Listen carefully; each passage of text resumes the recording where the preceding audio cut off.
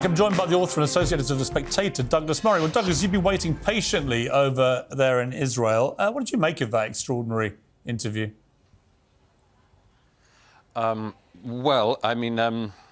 Listening to Jeremy Corbyn, let alone Len, talking about the Middle East and the way to solve the Middle East's problems is like watching somebody trying to do brain surgery whilst wearing boxing gloves.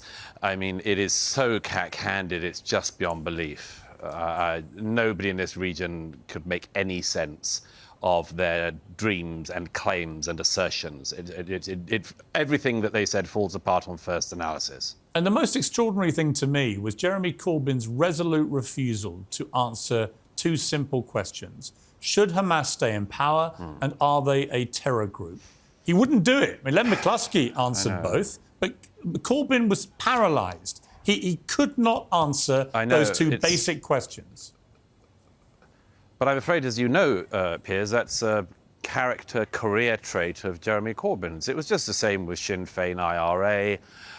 He always seems to keep the door open to terror groups, whether they are anti-British terror groups like the IRA or anti-Israel groups like Hamas. I don't know why he feels this need. He's never been involved in any international peace negotiations anywhere, certainly never anywhere with any success, never anywhere with any prominence even. So it's always bizarre to hear him talking as if he's sort of been the UN Secretary General for the last 50 years. And quite scary to think he was nearly, potentially, Prime Minister of his country. I mean, it does beg the question, if this had happened to us, what would his reaction have been? If he's not able to say that Hamas, after what they did on October the 7th, are a terrorist organisation, what would have happened if a terror organisation had killed 1,500 British people on our soil, if he'd been running the country?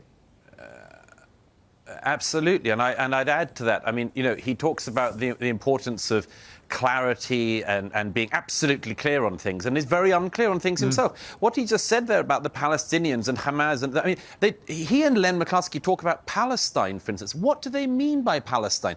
Do they mean the West Bank?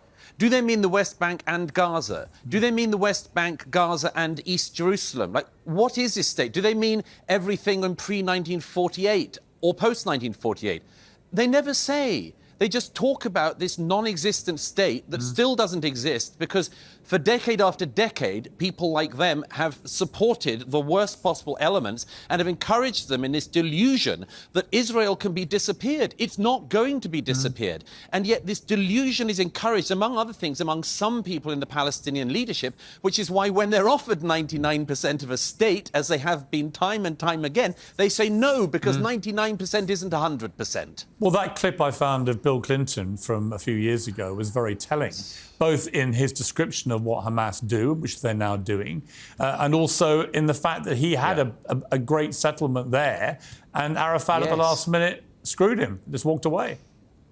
Absolutely. Arafat walked away as his predecessors had walked away time and again. It could all be so different, you know, it could all be so different.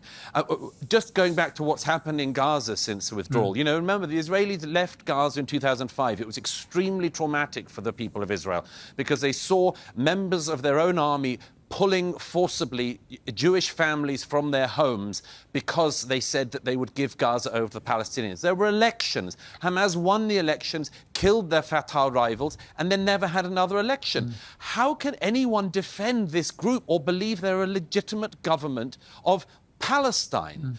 And the idea that there any part... I tell you one thing, Piers, it's very, very obvious when you're here in the period after the massacres of October the 7th. It doesn't matter whether you're right-wing or left-wing. It doesn't matter whether you're a peacenik, like many of the people who were murdered in the kibbutz, or a supporter of Benjamin Netanyahu. Nobody in Israel believes that they can live beside Hamas. Nobody.